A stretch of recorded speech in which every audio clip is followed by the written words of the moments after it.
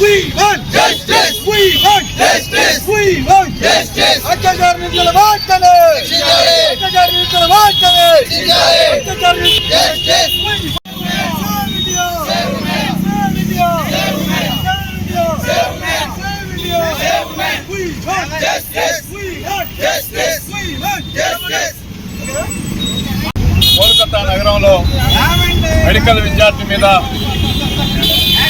కోల్కతా నగరంలో మెడికల్ విద్యార్థి మీద దారుణమైనటువంటి అత్యాచారం జరిపి కిరాతకంగా హత్య చేసినటువంటి నిందితుల్ని అరెస్ట్ చేసి కఠినంగా శిక్షించాలని భారత కమ్యూనిస్ట్ పార్టీ ఖమ్మం జిల్లా సమితి డిమాండ్ చేస్తా ఉంది. కేంద్రంలో నరేంద్ర మోడీ ప్రభుత్వం అధికారంలోకి వచ్చిన తర్వాత మహిళల మీద అనేక రూపాల్లో దాడులు, దౌర్జన్యాలు, హింసలు జరుగుతున్నటువంటి మాట వాస్తవం. ఈ ఉన్నవలో జరిగినటువంటి ఘటనలో నేరస్తుల్ని పట్టుకునేటువంటి పరిస్థితి లేదు. అట్లాగనే మినిస్ట్రీలో కేంద్రంలో ఉన్నటువంటి వాళ్ళు నేరస్తులు విడుదల చేశారు. దాని పర్యవసానంగా నేరం చేసినటువంటి వాళ్ళు నేరం చేస్తే ఏమీ కాదనేటువంటి భావన ఈ దేశంలో పెరిగిపోయింది. దాని పర్యవసానంగా మహిళల మీద అనేకమైనటువంటి దాడులు, అత్యాచారాలు జరుగుతున్నాయి.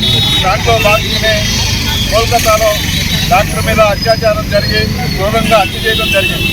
ఆమె మీద అనేక మంది అత్యాచారం చేయడం ద్వారా పోస్ట్ మార్టం రిపోర్ట్లో అనేక రకాలైనటువంటి రకరకాలైనటువంటి నివేదనలు వస్తూ ఉన్నాయి. ఆమె మీద అనేకమైనటువంటి గాయాలు ఉన్నట్లుగా, అట్లాగనే జనాంగాలన్నీ కూడా ఛిద్రమైనటువంటి పరిస్థితిలో ఉన్నట్లుగా ఈ పోస్ట్ మార్టం రిపోర్ట్లు చెప్తా ఉన్నాయి. అక్కడ పరిపాలించేటువంటి పాలకులు ఎవరైతే ఉన్నారో ఆమెగారు కూడా బజారెక్కి నేరస్తులను శిక్షించాలని చెప్తున్నారు. వాస్తవానికి అటువంటి పరిస్థితి ఉంటుందా? నేరస్తులను ఎవరు శిక్షించాలి?